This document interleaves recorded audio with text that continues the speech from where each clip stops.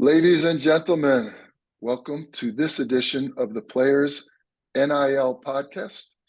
It's an NIL playbook on how student athletes can learn to manage their business life, create a business life while performing on the field.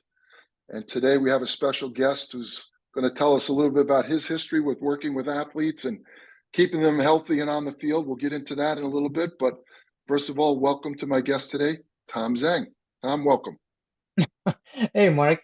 Thank you for having me, and it's a great honor to be on the Players NIL podcast. And I'm Well, excited to talk a little bit more today.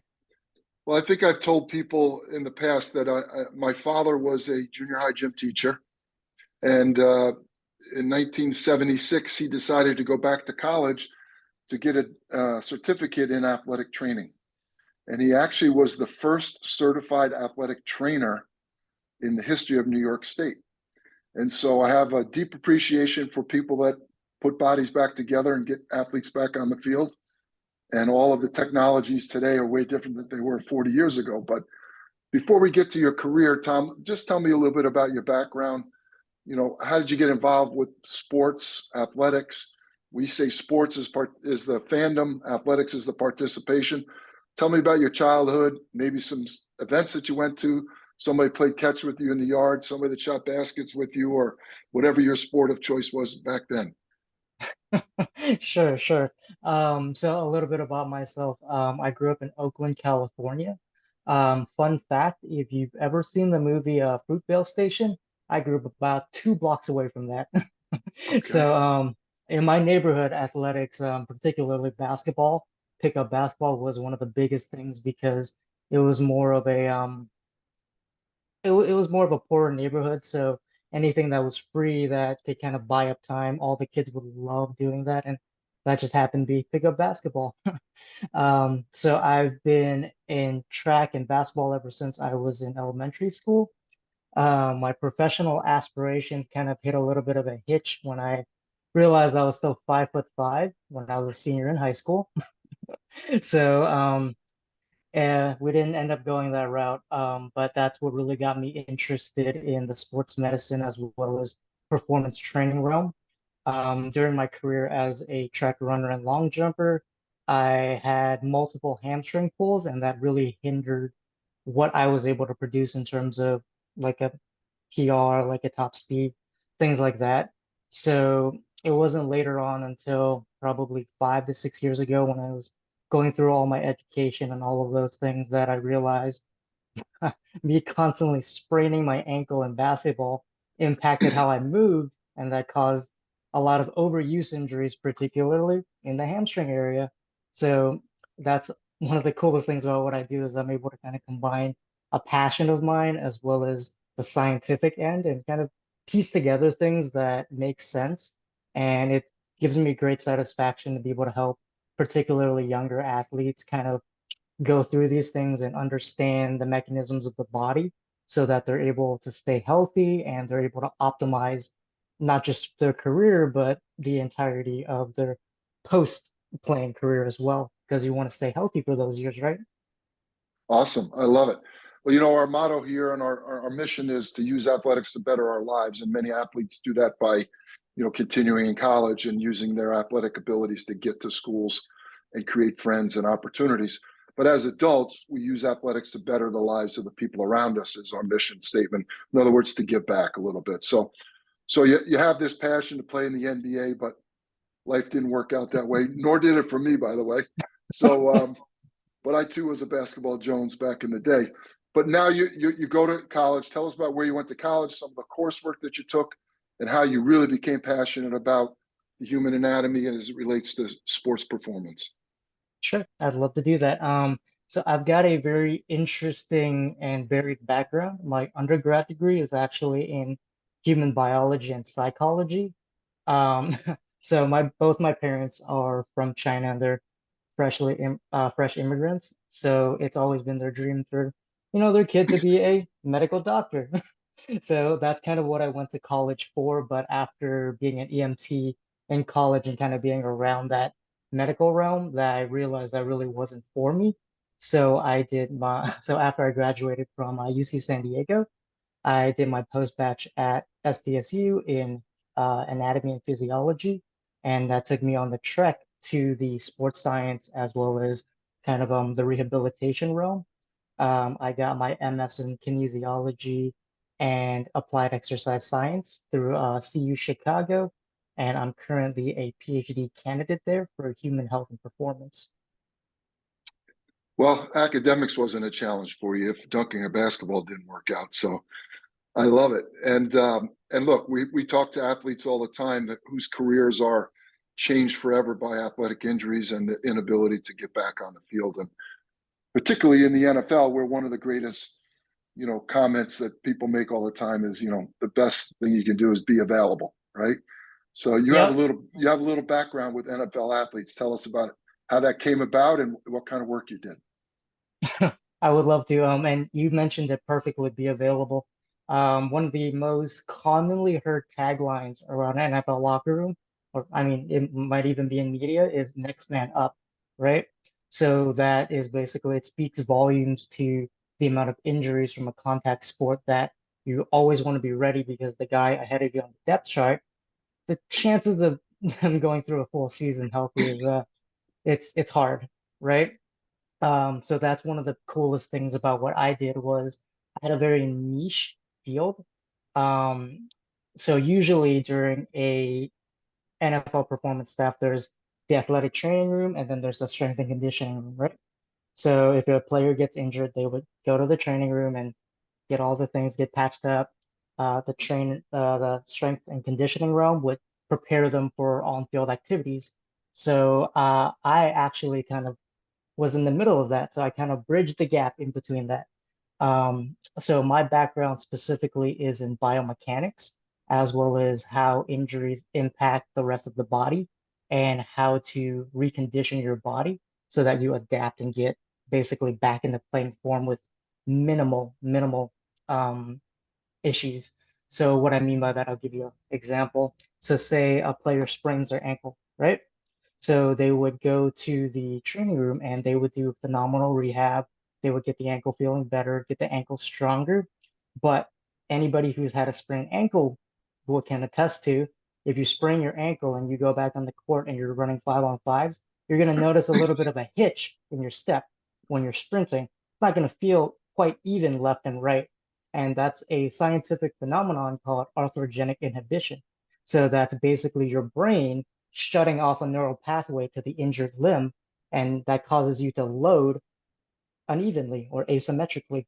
So what I do is I take a look at your body, I take a look at how you move, and we figure out where that compensation is coming from and what's the quickest, easiest, and best way to fix it so that you can go back to performing and you don't have a increased risk of re-injuring yourself or anything else from wear and tear, and you're able to optimize that performance.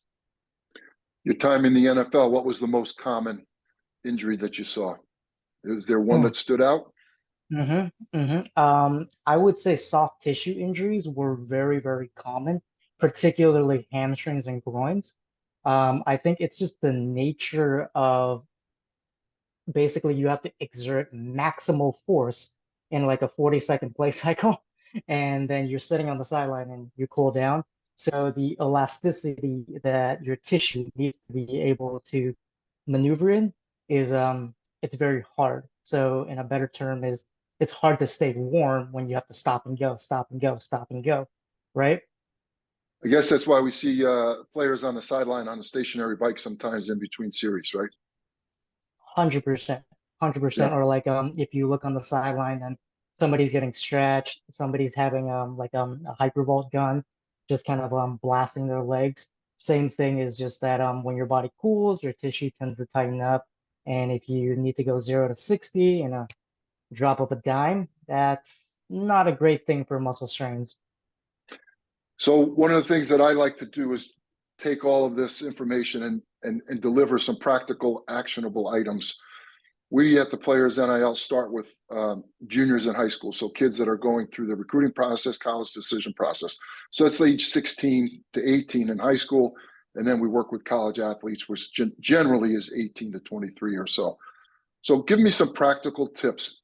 you're not in an NFL camp, you're not at a Power Five school with athletic training and strength and conditioning coaches, and maybe Tom Zhang in the middle of that trifecta. But you're a good high school athlete, and again, your recruiting opportunities may be based on availability, right? If you miss half the Mm-hmm. season in your junior year, it may affect the schools or how schools look at you and the schools that are interested in you. So, from a practical standpoint, for parents and for high school athletes, male and female, every sport, can you give me some generalizations about ways we should prepare in between games, pre-game, post-game? Any advice that you've learned along this career? Absolutely. I would love to tell you about that. And you're absolutely right in terms of recruiting, especially when you're at like a draft combine. They have a very detailed medical history of you all the way back to probably junior year in high school. So it's very important to have a minimal injury history, then that does help your chances a lot. In terms of general preparation, I always live by the more information is better.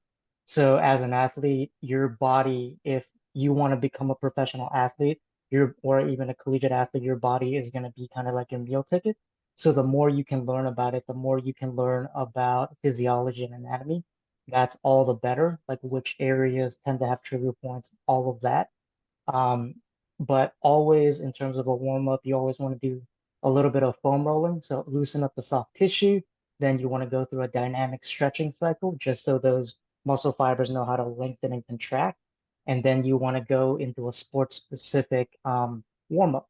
So I'll use football as an example, right? So if you're a wide receiver, you're always going to run, stop, go, right? That's something that you should work on as you warm up. So tailor your warm up to what you have to do on the field. And one of the biggest things that I've noticed with the collegiate athletes and younger athletes that I've worked with is recovery isn't a big thing for them because they're young right now. They're not susceptible to all of these things that kind of build up and later on become chronic. So taking time, 15 to 20 minutes after your session of training, even though I know you're tired, I know you don't want to do it, but doing some foam rolling, doing some stretching. My personal favorite is getting a couple of things that you know are generally weak and tight on you. Like, for example, everybody's different, but somebody's glute can be a lot weaker than the other person's glute, and working on those deficits post-training is going to just give you a better recovery as well as improve your performance for the next bout, if that makes sense. So I think I understand the foam roller. Probably most of our audience does. But what are some examples of dynamic warm up before you do sports specific warm up? What was phase two? Great question. Great question. Okay. So we'll use the hamstring as an example, right? So the hamstring is on the back of your thigh, right? A static stretch would be like if you just took your leg and you stretched it out and you held that stretch. That is not the most optimal, especially if you're a fast guy, because it impacts the contraction rate and how much force you're able to produce. So it might slow you down. So a dynamic stretch would be like a Romanian deadlift motion where you're going up and down and hinging at the hip. And I can actually show you that right now All just right. so you get a nice visual, because Perfect. I'm a very visual person as well, right? Right. So this is the area we're talking about right now. So Mhm. with a dynamic warm up, you generally want to have the muscle fibers glide, right? So that now they're prepared to basically do that without you asking them to. So kick your butt back a little bit of a hinge, keep your back straight, come back up. And every time you go down, you'll feel a little stretch going down in the hamstring. And what that's doing is it's improving the elasticity of the muscle component. So if you're a fast guy and running forward is kind of what you do, the hamstrings are a huge driving force for that. So one of the biggest muscle groups you're going to want to prepare so that you can drive forward and not have any kind of nicky-nacky injuries or feel warm is you want to do some dynamic things to make sure the hamstring is able to glide, if that makes sense. Wow. I love it. So you've got some new business projects working, and tell us a little bit about how people can find you. Maybe they can learn some of this. Maybe they can get some consulting services. This is your chance to plug your business. I love this information. I mean, it's just, we talk about financial literacy and we talk about personal branding. and that's all great, but what about on the field, right? And so you're one of my few guests that actually talks about performance dynamics. And so I want people to understand that there are people out there with your expertise, and where can they learn more? How can they connect with you? Well, I appreciate you giving me the opportunity to do a little plugging. Um, yeah, so I started my own business. I actually got the idea from Rick Stauffer. He was the PT for the Padres for 5 seasons, and he started a PT practice down here. And he mentioned that like a lot of younger athletes, particularly in high school and college, who have sustained injuries, might not have access to like a full-time strength coach, might not have access to a full-time PT, right? And I'm in a very niche market that I'm kind of like in between that transition, kind of like post-inflammatory PT. So my company is called Adapt Health and Performance, and we offer two different types of services, which you mentioned before. You can check out the website. You can go on there and you can schedule a consultation with me, either if you want to talk about just overall recovery, health and wellness, or if you want to do a little bit of reconditioning and some training and just rehab the body and get it going. I also offer custom pre-built programs that can range from 4 to 16 week for those athletes that might not have access to like a full-time PT or a strength coach. I'll give you a little example. So if let's say you're a junior in high school, your school, if it was anything like my school, kind of small, doesn't have a strength coach, doesn't have an athletic trainer, you can go on adapthealthandperformance.com. You can click the link and it'll give you a wide host of programs that I'm still currently working on building. That'll give you like a 4 to 16 week training protocol to improve your quickness, improve your sliding, improve your rotational force. So that's something that's a lot cheaper and that's more readily available and the comfort of your own home. I love it. Well, there's an old saying that the older I get, the better I was when it comes to athletics, right? But I'm reminded every time when I go out and try to do what I think my mind tells me I can do, that my body won't do it. So I need to take some of those classes. This is a really important part of the student athlete life.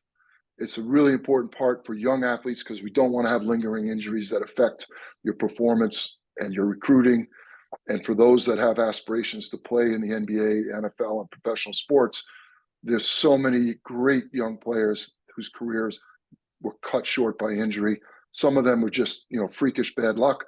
Some of them may have been preventative. Some of them may have been able to have been cured with proper rehabilitation. And I again, because of my father's experience, I appreciate people like you, Tom, that care about the human dynamic and the body and the biometrics and all that stuff. So we thank you for the brief instructional video today.